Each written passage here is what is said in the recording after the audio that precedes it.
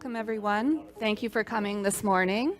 My name is Margaret Nixon, and I'm a tax litigation and dispute resolution partner at Stikeman, Elliott. My practice focuses on representing taxpayers in disputes with the CRA and provincial tax authorities at the audit and objection levels, as well as in tax appeals before the courts. And I'm Lindsay Gwyer. I'm a associate in the tax group. I do mostly planning work, a lot of M&A and some sort of general corporate tax advisory work. The topics we're going to discuss today are the proposed changes to the stock option rules, international tax developments, recent trends in CRA audits, audit requests and settlements, and finally 10 tips for effectively managing a CRA audit.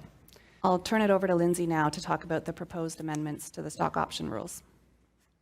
So thanks everyone for coming out on this rainy morning. So when I was thinking about what I should talk about, I figured I would try to find something that might be of some personal interest to some of the people attending. So I figured I'd start with talking about stock option rules.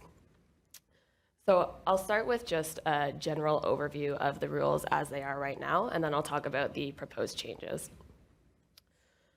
So the big thing with a stock option is that you have to have an agreement to issue shares. So the company has to give the employee the right to buy shares.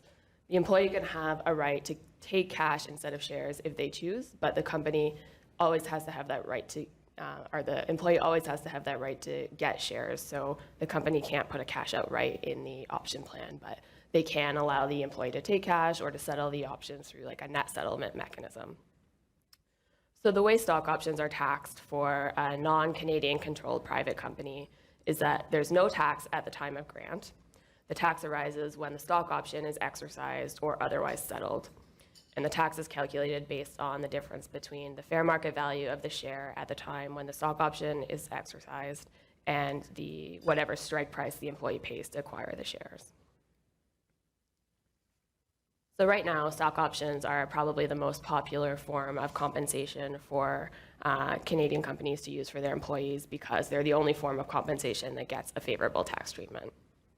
So any other form of compensation, bonuses, salary, any sort of equity incentive that doesn't meet the stock option rules, any sort of phantom equity is all taxed as ordinary income. Stock options, if they meet certain conditions, are taxed at half of the regular rate, so effectively the capital gains rate. So there's a few conditions that have to be met. The strike price of the option has to be at least equal to the fair market value of the share at the time of grant. The share has to be what's called a prescribed share, so basically a common share. There can't be a fixed dividend entitlement, liquidation entitlement. There's restrictions on the buy-sell rights that can apply to the share. The employee has to be dealing at arm's length with the employer, and if the option does get cashed out or net settled, there is an election that the company has to make to choose to give the employee the favorable tax treatment. And the consequence of that election is that the company is then not allowed to claim a corporate deduction on the cash out of the option. So it's pretty typical for companies usually to make that election in order to give the employee the favorable tax treatment. Sometimes that's even provided for in option plans. And one of the reasons for that is because, especially in a private company context, most of the time we see stock options get cashed out on a change of control transaction. And there's case law that has said that on a change of control transaction, a payment by a company to cash out stock options is a capital expenditure. So as a result, it's not deductible under just general principles of corporate income tax law. So for that reason, it's become market practice that companies will usually make this election to give their employees a favorable tax treatment, especially on a change of control. So if the option is actually exercised instead of cashed out, there's an outright prohibition in Section 7, which is the section that deals with stock options, that says that a company is never allowed to get a deduction as a result of issuing its shares on the exercise of a stock option. So as a result of all of that, it's very rare that companies are getting deductions, corporate tax deductions, for issuing or exercising stock options. So that's the way things are right now, and I'll talk now about some of the proposed amendments to the rules. So going back a few years, the Liberal government had said that they were considering getting rid of the beneficial tax treatment for stock options altogether. They got a lot of pushback from interested parties, and in the end, they ended up dropping that proposal. But then In the most recent federal budget this past spring, they announced that they were going to be coming out with a $200,000 annual limit per employee on options that could qualify for the favorable tax treatment. So this is very similar to the US, has a very similar system with respect to options. So the proposed legislation, it was introduced in a Notice of Ways and Means motion this past summer, but it never got introduced into Parliament before Parliament dissolved for the election. So as a result, it's still in proposed form. And we don't know necessarily whether it will end up moving forward. We will obviously have more insight on that after the election. As far as I'm aware, the Conservatives haven't said one way or the other whether they'd move forward with the legislation if they're successful. The Liberals obviously presumably would, and the NDP has also said that they would support the legislation. So after the election, hopefully whatever government is elected will quickly provide some guidance on whether they are moving forward with the proposals. And there's a number of issues and sort of questions with how these rules would apply, which I'm going to talk about today. So we're also hoping that if the government does move forward with the proposal, they will clarify a number of these issues. So the proposals are going to apply to options granted in 2020 and onwards. They're not going to apply to a Canadian-controlled private corporation, and they're not going to apply to what the government has described as a startup, emerging, and scale-up company. As of yet, they haven't provided any guidance on what that actually means. There's a consultation process that's been going on for the past couple of months. It ended a couple of weeks ago, where they were asking people to provide input on how that should be defined, but as of yet, no real concrete guidance. So under the new rules, there's going to be a $200,000 limit per employee per vesting year on the number of options that can be issued that would qualify for favorable tax treatment. So the limit is based on the underlying fair market value of the shares at the time of grant, and it's based on the vesting year of the option. So vesting year is defined as the calendar year in which the option first becomes exercisable, otherwise and as a result of an event not reasonably foreseeable, if specified in the option grant. So this would apply to like a time vesting option. So if you have a simple example of an option that, say, has a value of $1 million having regard to the underlying shares and vests 20% each year over 5 years.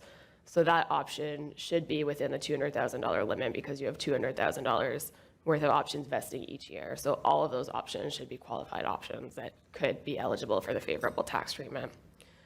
Where it's more difficult is the second part of the definition. So the second part of the definition applies where you have something that's not a time vested option, so there's no vesting year actually specified in the option grant.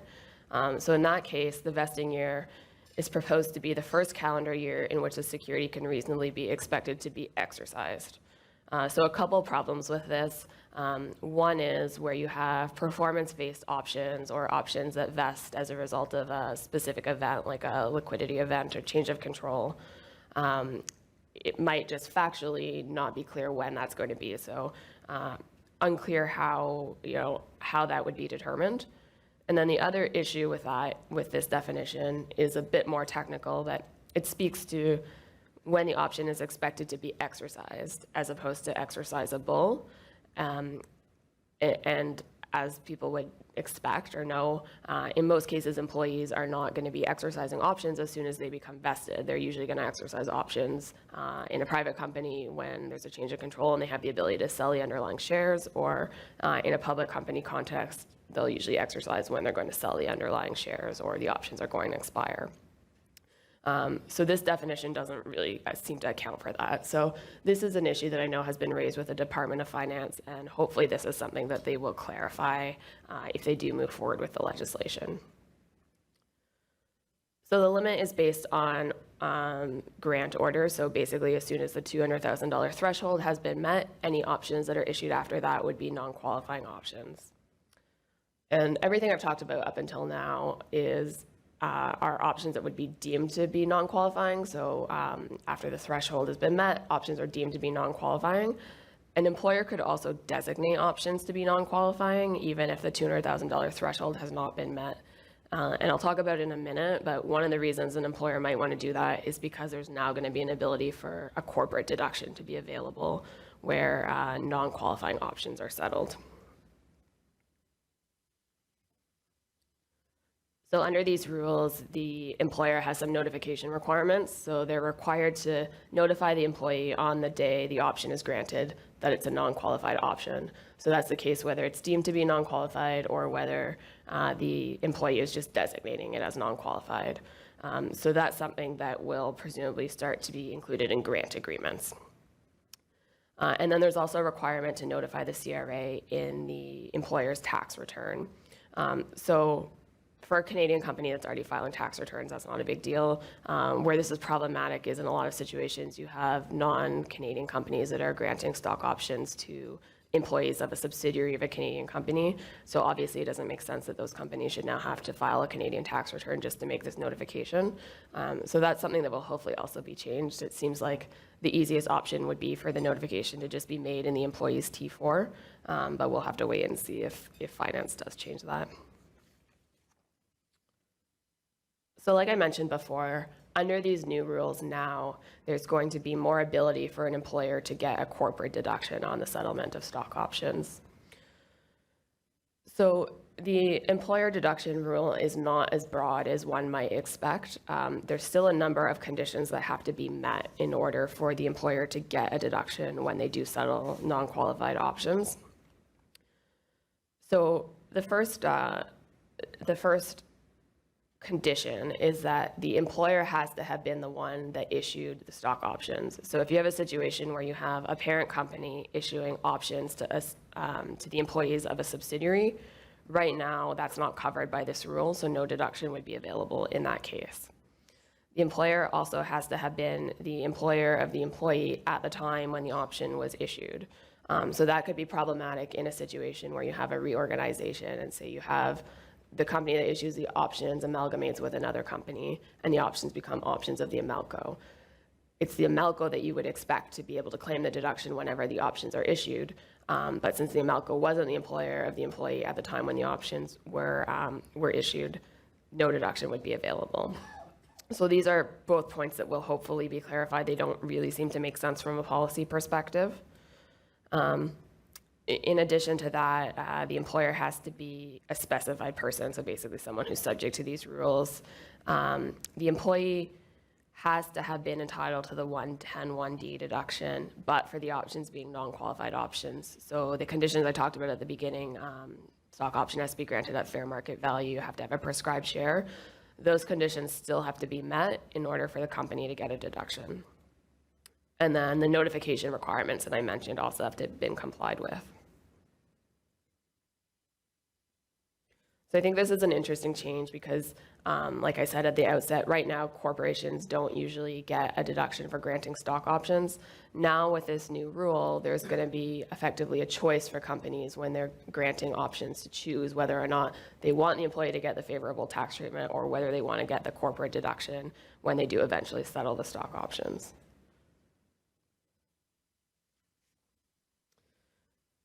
And one more point on the stock options. So like I said, they apply to options granted in 2020 onwards. But under the Income Tax Act, there's rules that allow stock options to be exchanged for new options on a tax-deferred basis. And there's also rules that allow options to be repriced on a tax-deferred basis. So now, if that happens to options that were granted before 2020, those new options that are issued on the exchange would become subject to these new rules. If that isn't changed. This is another thing that doesn't really seem to make sense, so hopefully it's something that will be clarified, but if not, this could be a significant issue, particularly on like an M&A transaction where if the purchaser is paying for the target company using shares, they would normally roll over all of the options rather than cash them out. So you could have a situation where you have employees that have valuable stock options that are entitled to the favorable tax treatment, and if they get exchanged, they're no longer going to be entitled to the favorable tax treatment. So that's something to watch for. So I'm going to move on now to talking about some international tax developments that are impacting Canada. In particular, I'm going to focus on the multilateral instrument, or the MLI, that is going to impact a number of Canada's tax treaties. So just for background purposes, Canada has a really wide network of treaties. The purpose of tax treaties is to eliminate double tax, and that happens by countries basically deciding between themselves how they're going to allocate the right to tax particular people and particular sources of income. And as part of that, tax treaties generally provide for reduced rates of withholding on dividends, interest, royalties, et cetera. Under domestic law, Canada imposes a 25% withholding tax on just about all payments that are made from a Canadian resident to a non-resident. And then under most of Canada's tax treaties, that rate is reduced from anywhere between 0 and 15%. So naturally, companies that have cross-border activities and investors that are investing in different countries have always looked for opportunities to try to structure their affairs in a way that would give them access to the best possible treaty rates and would allow them to minimize their tax on a global basis. And the CRA has tried to use domestic rules like the General Anti-Avoidance Rule to deal with what it perceives to be abusive treaty shopping. But up until now, it's had very little success. So up until now, it's effectively been possible for taxpayers to treaty shop and to gain access to Canada's tax treaties, even if they're not originally resident in the country that Canada has a tax treaty with. So I think a lot of other countries are having similar issues in recent years, and that they haven't really been able to use their domestic legislation to effectively deal with treaty shopping. And then in recent years, there's also been a ton of press about different companies that are paying very little tax on a global basis, or in particular countries. Like there's a lot of talk about Starbucks in the UK a few years ago, and companies like Apple and Google are often in the news for the little tax that they're paying. So there was a lot of pressure on the G20 countries to come up with a way to deal with this on a global basis. And out of that, the OECD BEPS project was created. So BEPS stands for Base Erosion and Profit Shifting. It's a 15-point action plan that's intended to deal with gaps in international tax rules, so treaty shopping, to better align income allocation with value creation. So finding ways to tax the digital economy, basically. And to increase tax transparency. So that's different tax information exchange networks that have been created. So the BEPS project has actually been really successful in terms of countries signing on to it.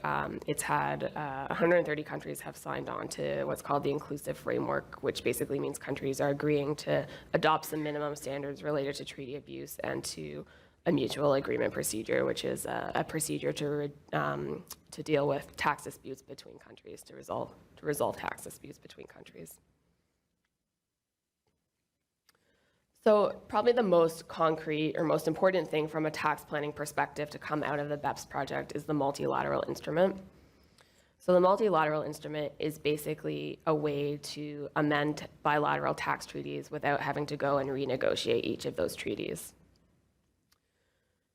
So Canada signed on to the MLI and then passed it into domestic law this summer and ratified it earlier this summer. So the MLI is it's basically a bunch of different rules that could amend a tax treaty. So a bunch of different rules that are intended to deal with the type of provisions that are typically in most tax treaties. And the way it works is that each country that signs on to the MLI then has to choose which of their tax treaties they want to have modified by the MLI. And then they also have to choose which provisions of the MLI they want to have modify their treaties. So basically they opt into which rules they want to have apply under the MLI. And then you need to look at two countries and their tax treaty, and you have to see if each of the countries to the tax treaty chose to apply the same provisions of the MLI. And if they chose to apply the same provisions in a way that's compatible, then those provisions will then apply to that bilateral treaty to modify that treaty.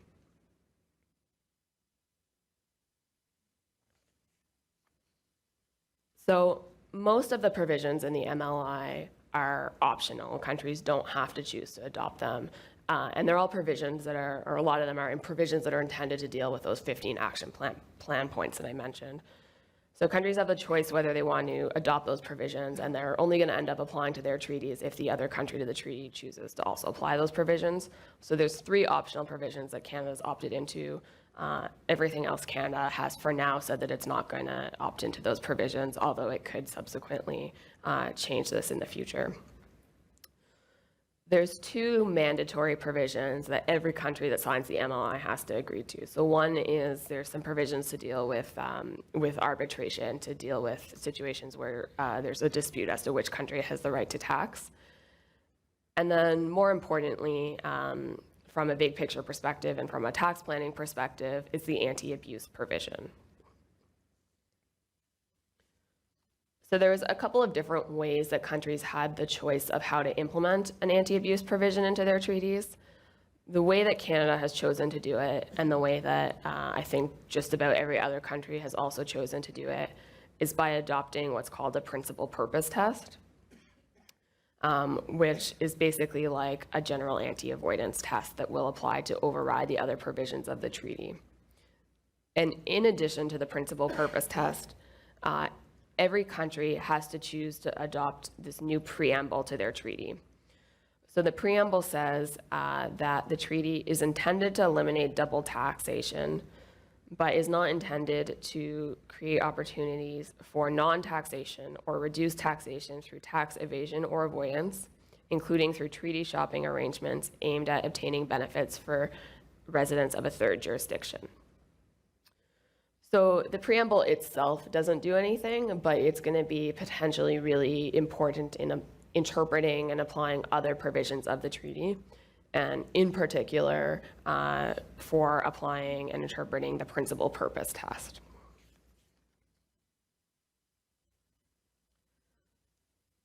So the principal purpose test provides that notwithstanding any other provision of the treaty benefits can be denied to a person if they've obtained the benefits in a way that's not consistent with the principal purpose test. So like I said, it's like an overriding general abuse rule. So the test applies where it's reasonable to conclude, having regard to all the relevant facts and circumstances, that obtaining the benefit was one of the principal purposes of any arrangement or transaction that resulted directly or indirectly in that benefit. So that aspect of the test in any sort of treaty shopping situation will probably be pretty easy to satisfy, because it'll probably be pretty easy to show that people have knew and expected to get a tax benefit. So we're expecting that that part of the test should be pretty easy to meet.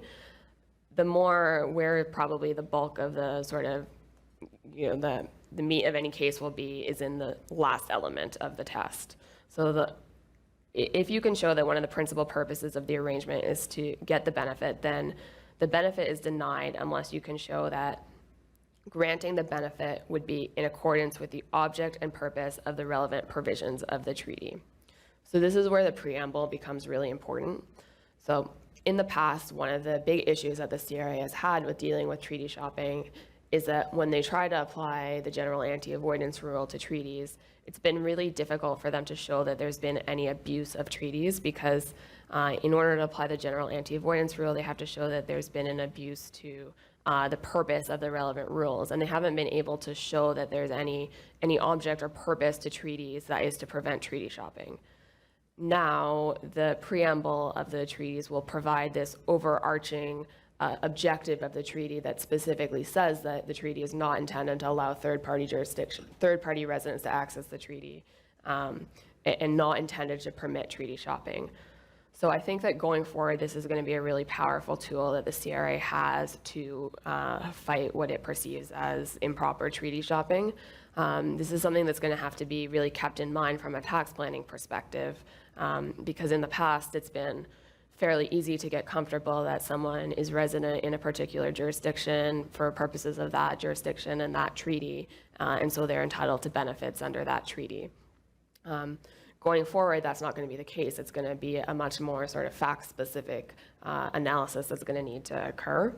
And even from the perspective of a company that's making payments to non-residents and withholding on a treaty rate, a little bit, depending on the facts, more sort of analysis is going to have to be done to look at whether that person really is entitled to those treaty benefits.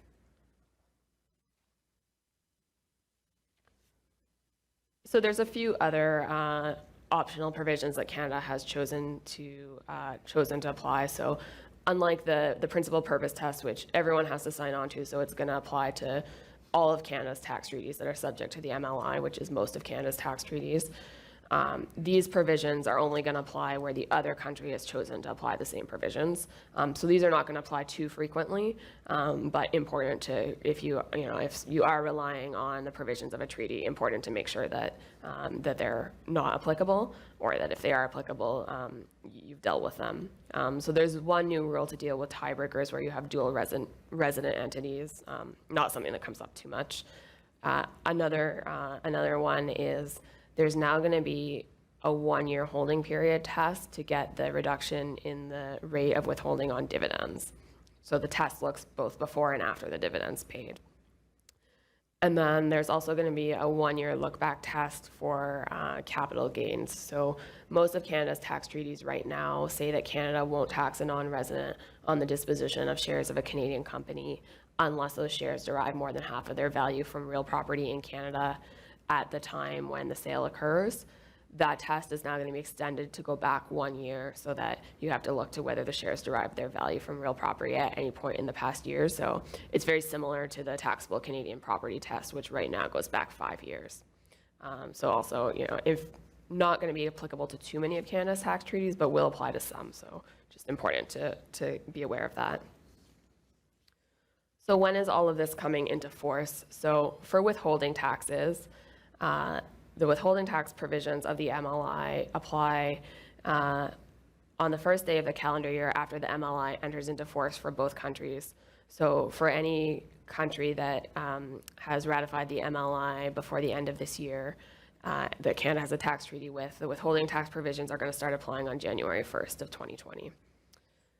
For any other taxes, it's based on 6 months. It's based on the tax year of the taxpayer, and it's the MLI comes into force in any tax year that begins 6 months after the MLI enters into force. So the relevant provisions come into force 6 months after the MLI comes into force. So for Canada, that would be tax years that start after June 30th, 2020. So for a calendar year taxpayer, it's basically January 1st of 2021. So I'll pass it over to Margaret now. In the 2016 and 2017 federal budgets, the government allocated almost $1 billion in additional funding over 5 years to the CRA. The objective was to allow the CRA to hire more auditors in order to reduce tax avoidance and tax evasion and enforce taxpayer compliance. The government projected that the additional $1 billion in funding over 5 years would generate an additional $5 billion in revenues over 5 years. In the fall of 2018, the Auditor General released her report setting out her findings on whether the CRA is applying the Income Tax Act consistently during audits, and whether the CRA is achieving the government's goal of reducing tax avoidance and tax evasion. The report noted that the CRA sets an annual target for the additional revenues it will raise through audits. The CRA then uses a measure known as TEBA, tax earned by audit, to determine if the targets have been achieved. The report indicates that from 2013 to 2018, the CRA set a target of about $7 to $8 billion annually in additional revenues. The Auditor General found that the CRA exceeded its targets for 4 out of the 5 years under review, and by an increasing amount each year. For 3 out of the 4 years, the CRA exceeded its target by over $1.5 billion a year. And in the most recent year in the period, the CRA exceeded its target by $3.5 billion. It is clear that the CRA has been surpassing its reassessment targets by very large amounts. However, it is not clear what this data means. Does it indicate that taxpayer compliance was lower than expected during this period? Or does it indicate that auditors are taking more aggressive positions? It seems likely that the use of targets could incentivize some auditors to take aggressive reassessing positions. Alexandra McLean, the Director General of the CRA's International and Large Business Directorate, spoke at the annual CTF conference last year. She said that individual auditors are not measured based on TEBA. the tax that they actually reassess, but each taxation services office is. She acknowledged that measuring TIBA does have an impact on auditor behavior, and it is not always the right impact. Another question raised by TIBA is whether it is actually measuring audit quality. TIBA does not take into account reassessments that are overturned on objection or appeal, and it does not take into account amounts that the CRA writes off as uncollectible. As a result, TIBA arguably does not indicate whether the CRA is taking defensible reassessing positions. Another interesting fact from the auditor's report is that between 2013 and 2018, 60% of decisions on objections were either fully or partially in favor of the taxpayer. In cases involving partial success, it's not clear if the taxpayer was successful on a relatively minor issue compared to the overall amount at stake. But the number indicates that there's likely good reason to file an objection if the taxpayer disagrees with the CRA's reassessment.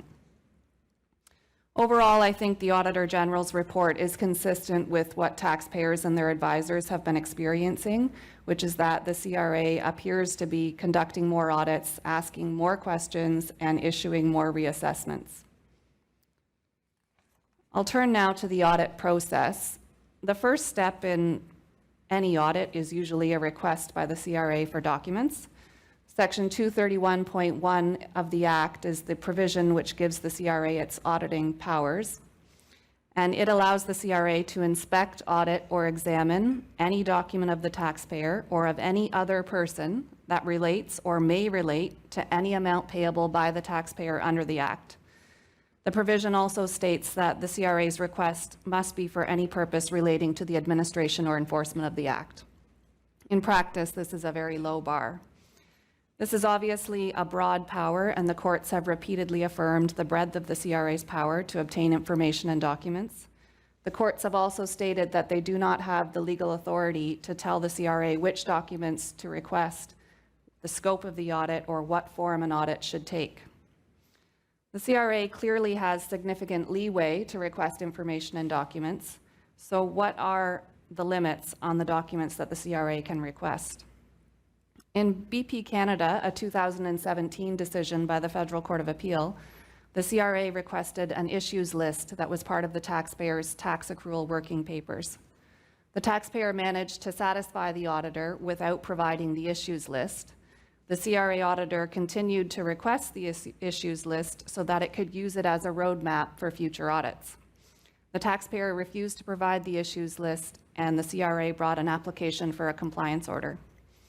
By the time the application was heard by the federal court, the CRA had completed its audit, and it had also requested issues lists for the subsequent taxation years.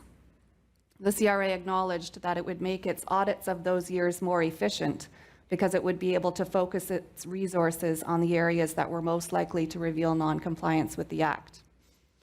The federal court accepted that this was a legitimate exercise of the CRA's power and granted the compliance order. The Federal Court of Appeal overturned the federal court's decision. The court held that the CRA does have the power to request tax accrual working papers, but it must exercise this power with restraint. The court found that what the CRA was trying to do in BP was to gain routine access to BP's tax accrual working papers. One of the court's concerns was that if the CRA had unrestricted access to taxpayers' tax accrual working papers, this could have a negative impact on the financial reporting obligations of the taxpayer. Specifically, it could cause taxpayers to become less candid with their financial statement auditors, which would in turn hinder the financial statement auditors in exercising their duty of ensuring that the financial statements are reliable and accurate. The Federal Court of Appeal was also concerned that the CRA's approach would require BP to self-audit. The court noted that Canada has always had a self-assessment system, not a self-audit system, and taxpayers cannot be compelled to reveal their soft spots. There's been a lot of discussion in the tax community about the scope and application of the Federal Court of Appeal's decision in BP. One reason the future application of this decision is not entirely clear is that the court stated that the principle against self-audit does not have clearly defined boundaries. The CRA believes that BP only applies outside the context of an ongoing audit, because you'll recall that in BP, by the time the case got to court, the CRA had completed its audit. This does not seem like a proper interpretation of BP, as I think it would give the principle against self-audit very clearly defined boundaries, and the court said it doesn't have those boundaries. Unfortunately, the CRA's interpretation of BP prevailed in the 2018 case of Atlas Tube Canada ULC. In that case, the CRA requested a draft tax due diligence report that had been prepared by an accounting firm for the purposes of an acquisition that was later audited by the CRA. The report set out the tax attributes, such as the non-capital losses of the target companies and the tax filing positions taken by the target companies in prior taxation years that may not withstand CRA scrutiny. The taxpayer claimed that the report was privileged because it was prepared by an accounting firm for the primary purpose of allowing the taxpayer to obtain legal advice from its lawyers on the tax structuring of the transaction. The taxpayer also argued that the report was not compellable on the basis of BP because disclosing it to the CRA would require the taxpayer to self-audit. The federal court found that the report was not privileged because it was not prepared for the dominant purpose of obtaining legal advice. The court held that the report was prepared for the dominant purpose of allowing the acquirer to make the business decision of whether or not to proceed with the transaction. The court also held that providing the report to the CRA would not violate the principle against self-audit because the CRA requested the report in the course of an ongoing audit. This is a very narrow interpretation of BP, and if it's accepted, I think it all but ensures that BP will never apply again in the future because the CRA will take care to request tax accrual working papers once an audit has already commenced rather than before. Atlas Tube is under appeal to the Federal Court of Appeals, so it remains to be seen if the Court of Appeals is going to uphold this narrow interpretation of BP. I'll turn now to the CRA's new policy on requesting tax accrual working papers. In June of 2019, the CRA issued a revised communique called Obtaining Information for Audit Purposes, and the purpose was to update the prior policy to reflect the BP decision. The policy contains a number of interesting statements about the CRA's interpretation of BP and the circumstances in which the CRA believes it can request tax accrual working papers. Specifically, it says that the CRA will rely predominantly on original source information and contemporaneous documentation. It says that tax accrual working papers can still be requested in certain circumstances, for example, where they are relevant to a specific item under audit, or to identify audit issues in the context of an ongoing audit where the CRA feels that there is a higher risk of non-compliance. And the CRA gives as an example a taxpayer who has large unexplained tax reserves. That, in the CRA's view, could indicate a higher risk of non-compliance with the Act and would justify a request for tax accrual working papers. The CRA says that a taxpayer's list of uncertain tax positions is not privileged. In the CRA's view, requiring the taxpayer to provide its list of uncertain tax positions is not a request that the taxpayer self-audit. However, the CRA says that it may accommodate taxpayers who wish not to provide their advisor's legal analysis, provided all of the relevant facts are disclosed, including the purpose of a transaction. The policy contains some additional helpful statements. For example, it states that auditors should not be influenced by subjective analyses or opinions and should do their own research and analysis. It also states that auditors should make their own determination of the tax effects of a transaction. I think it would be difficult for an auditor to ignore the subjective analyses in tax accrual working papers, particularly if the analyses suggest that a reserve should be taken, because it's more likely than not that the CRA would succeed if they challenged the position. The CRA says that if a taxpayer resists providing information or responding to specific questions, it will take additional steps to obtain the information, such as issuing a requirement to a third party or seeking a compliance order from the federal court. In order to ensure the consistent application of this policy across the country, the CRA says that until June 2020, if an auditor wants to request tax accrual working papers, it must obtain headquarters approval before doing so. The policy also deals with document requests in general. It states that auditors should take into account 3 key considerations when determining whether it is necessary to request information from a taxpayer or a third party. The first key consideration is audit scope. The scope of an audit can expand or contract depending on the facts that are determined and the documents that are provided. The policy says that the auditor must clearly communicate to the taxpayer any change in an audit scope or focus. The second consideration is relevancy and reasonableness. The policy contains quite a few helpful statements regarding reasonableness. First, it states that requests for information must be reasonable in the circumstances, and auditors must be able to explain why they are requesting particular information. In my experience, auditors are not always able to do that. Second, it states that auditors are required to exercise professional judgment and must take reasonable steps to limit the compliance burden on the taxpayer, taking into account the facts and circumstances of the case. Third, it states that where possible, auditors should avoid requesting voluminous, duplicative material that is not needed to explain the taxpayer's filing position, or where it is highly unlikely that such information will end up being relevant to a determination of the taxpayer's tax liability. The policy makes it clear that relevancy is the prerogative of the CRA. If a taxpayer and the CRA are unable to resolve a dispute regarding the relevancy of information that is requested by the CRA, the policy states that the CRA will pursue recourse in the form of a compliance order or a requirement to provide the information sought. In my experience, taxpayers and their advisors frequently question the relevance of information and documents that are sought by the CRA. Unfortunately, most of the time doing so only causes the CRA auditor to focus on those documents more.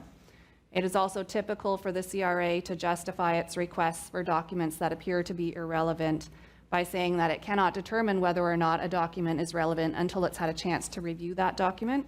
Obviously, this does not address the taxpayer's concerns, which are usually numerous, but include that providing irrelevant information and documents creates additional work for both the taxpayer and the CRA. Also, sometimes if the CRA is requesting irrelevant documents, it can indicate that the CRA auditor does not understand the legal test that's supposed to be applied to the facts in the particular situation. Unfortunately, as I said, the relevancy test is quite low, and the courts have said that a document that may be relevant, it doesn't even have to be relevant, but has the possibility of being relevant, is compellable by the CRA. The third consideration is transparency. Auditors must communicate their requests transparently and as early in the process as possible. Although there are a lot of helpful statements in this new policy that the CRA must be reasonable in requesting information and documents, it remains to be seen whether it will have any real impact on document requests by the CRA during the course of an audit. I'll turn to claiming privilege during an audit. Solicitor-client privilege is continually being reaffirmed and strengthened by the courts. It has been called a principle of fundamental justice and a civil right of supreme importance. In 2016, the Supreme Court of Canada decided the companion cases of Thompson and Chambre des Notaires, which considered the definition of solicitor-client privilege in Section 232 of the Income Tax Act. The Supreme Court found that the definition is constitutionally invalid to the extent that it excludes a lawyer's accounting records from documents that are subject to solicitor-client privilege. The court also held that the compliance order regime in Section 231.7 is constitutionally invalid insofar as it applies to lawyers and notaries. This means that the CRA cannot obtain a compliance order to force a lawyer to provide information or documents relating to his or her clients to the CRA, at least not as the provision is currently drafted. These decisions demonstrate that solicitor-client privilege continues to hold a very important and protected place in Canadian law. In contrast, in other jurisdictions, there's been a whittling away of solicitor-client privilege, particularly in the tax context. There are 3 conditions for solicitor-client privilege to apply. There must be a communication between a solicitor and a client or an agent of the client. Number 2, it must involve the seeking or giving of legal advice. And number 3, it must be intended by the parties to be confidential. A taxpayer is not required by the Income Tax Act to provide privileged information or documents to the CRA. The CRA's policy is also not to request privileged information or documents from taxpayers. What this means is that the CRA should not request legal opinions or communications between lawyers and clients, and in my experience, they generally do not do so. However, not all communications between a lawyer and a client are privileged. For example, lawyers sometimes provide business or financial advice to clients, and such advice is not privileged. Communications involving third parties. It is often difficult to determine whether a communication between a lawyer and a third party, such as the client's accountant, is privileged. The courts have been clear that no privilege attaches to communications between accountants and their clients unless the accountant is the agent of the client for the purpose of obtaining legal advice. Redhead Equipment is a recent decision of the Saskatchewan Court of Appeal that summarizes the legal principles that apply when there is a third party involved. The court stated that there is no transactional umbrella under which documents are privileged simply because a lawyer is in charge of the transaction. However, third-party communications may be privileged if they are in furtherance of a function essential to the existence or operation of the solicitor-client relationship. Number 2, the third party acts as a conduit, carrying either advice from the lawyer to the client or instructions from the client to the lawyer. Or 3, the third party employs expertise in assembling client information and explaining it to the solicitor. In practice, the circumstances in which communications involving accountants will be privileged appear to be very narrow. For example, according to Redhead Equipment, a communication with an accountant who provides his or her own opinion will not be privileged. And of course, in many cases, accountants are not just assembling information, they're providing their own independent analysis. You will generally know if the CRA is going to challenge privilege during an audit because the CRA has a protocol that they must follow. The auditor must ask the taxpayer for certain information about the document that is the subject of the privilege claim. For example, they have to ask for the title and date of the document, the author and the recipient of the document, who else received copies of the document, what type of document it is, and whether there are any attachments. And if the document is a communication that involves an accountant, they will ask for the engagement letter between the accountant and the client. The CRA is gathering this information for the Department of Justice. The CRA then consults with the DOJ, and the DOJ decides how to proceed. In my experience, the DOJ will ask the taxpayer to voluntarily provide the document before they initiate compliance order proceedings. It is important to keep in mind that the burden of establishing privilege is on the person claiming it. In a compliance order proceeding, the taxpayer will have to provide affidavit evidence explaining why the document is privileged. Compliance order proceedings can generally take about 9 months or longer to be resolved. Before 2018, the reassessment period would run during the time a compliance order proceeding was outstanding, so the CRA could have run out of time to reassess before it obtained the information or document from the taxpayer. In 2018, a new section was added to the Act, Section 231.8, which stops the reassessment clock from running if a taxpayer opposes a compliance order proceeding. I'll turn now to audit queries. Based on my experience and what we hear from our clients, the CRA seems to be issuing more audit queries and is becoming more reluctant to provide extensions of time to respond to them. A best practice is to designate a point person at the company who will liaise with the CRA auditor. This person will be responsible for answering all of the CRA's questions and therefore should be someone with the knowledge and experience necessary to answer the questions accurately. One of the things taxpayers often do that has the effect of prolonging an audit and increasing the chances of a reassessment is to inadvertently answer a question from the CRA incorrectly. In my experience, the CRA always remembers the first answer they're given. So it's very important to make sure that you have all of the required information on hand before answering the CRA's questions. In April 2019, the Federal Court of Appeal released its decision in Cameco, not on the main transfer pricing dispute, but on the CRA's information gathering powers. This decision could have an impact on the CRA's practice of issuing audit queries. In Cameco, the CRA sought to interview 25 employees of Cameco or its foreign affiliates on transfer pricing matters that were already before the tax court for prior taxation years. The Federal Court of Appeal held that the CRA did not have the statutory power to compel the employees to attend interviews and answer oral questions. The majority of the court focused on the proper interpretation of Section 231.1 and stated that the words inspect, audit, or examine suggest self-directed inquiry on behalf of the CRA rather than imposing on a taxpayer the obligation to answer oral questions. However, the majority also stated that a taxpayer cannot rely on past cooperation as a reason not to comply with a request by the CRA. In concurring reasons, Justice Woods declined to consider the scope of the CRA's audit powers. Instead, she focused on the unique and compelling facts of the case. In her view, the unique facts were: one, the CRA's request appeared to be overreaching, as the transfer pricing dispute spanned many years and the CRA had already completed audits of the prior years. Number two, Cameco had made employees available for interviews in previous audits. Number three, the auditor acknowledged that the number of interviews was extensive, and Cameco had proposed a reasonable compromise of answering questions in writing, which had been rejected by the CRA. And the tax court was already hearing Cameco's transfer pricing appeal for prior years. Although the decision in Cameco is positive for taxpayers, I think it's important to keep in mind Justice Wood's concurring opinion.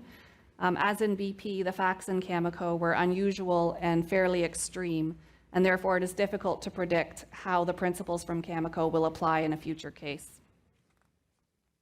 The CRA's policy on obtaining information for audit purposes also comments on Cameco. The CRA says that even though it cannot use its general audit powers to compel oral interviews, it will continue to ask for oral discussions and interviews with taxpayers. If the taxpayer says no, the CRA is free to make whatever inferences and assumptions it wants and to reassess on that basis. Audit settlements. As you know, the CRA can only assess in accordance with the law on the basis of the facts as determined. This is referred to as a principled basis for settlement. As a result, settlements at the audit stage are usually only reached on subjective audit issues, such as valuation, reasonableness of expenses, and in the CRA's view, where there is legitimate doubt or ambiguity regarding the interpretation of a legislative provision. Certain conditions must be satisfied in order for a settlement to be reached at audit. There must be a principled basis for settlement. This is not likely to be a stumbling block in the case of a subjective issue. All material facts must be disclosed.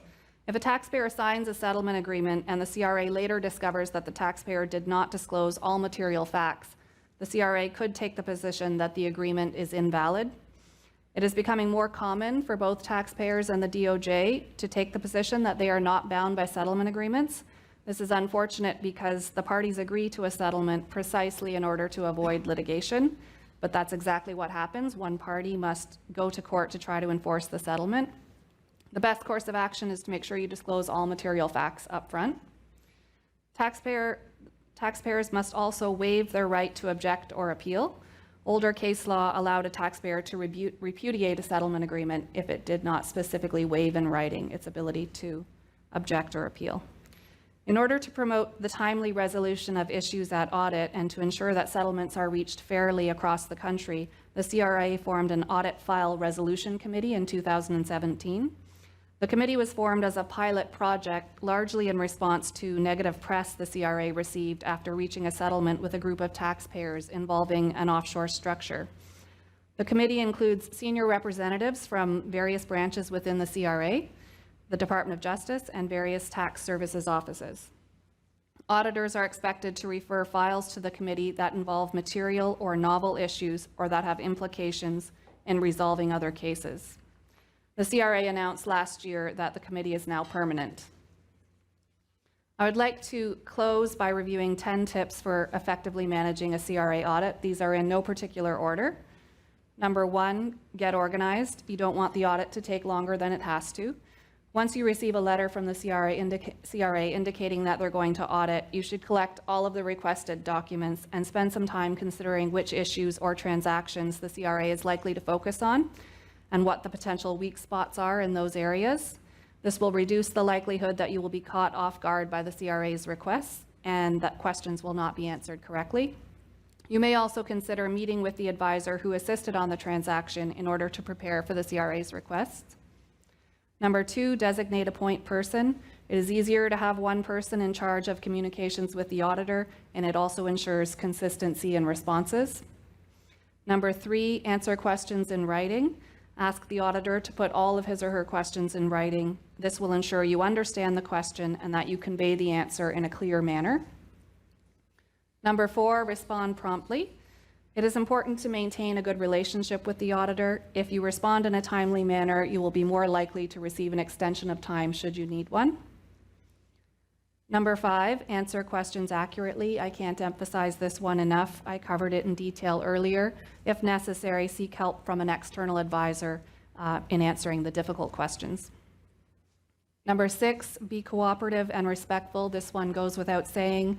However, it's important to remember that CRA auditors do have some discretion and they must exercise professional judgment.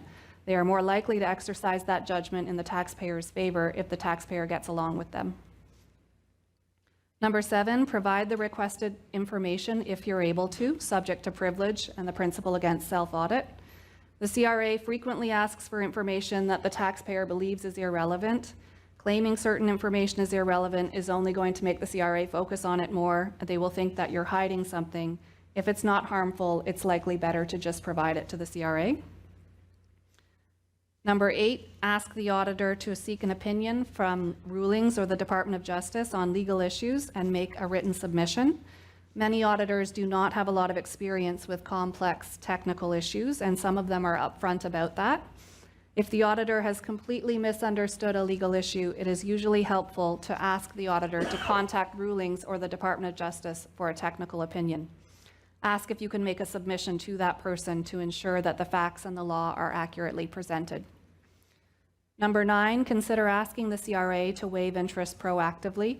The CRA is generally good about this, provided the reason for the interest waiver is CRA delay. If there's any other reason you are requesting interest relief, they will normally require you to make a formal application. Keep track of when things occurred during the audit. This will make it easier to justify requesting interest relief for particular periods. My final tip, which could be the most important one, an ounce of prevention is worth a pound of cure.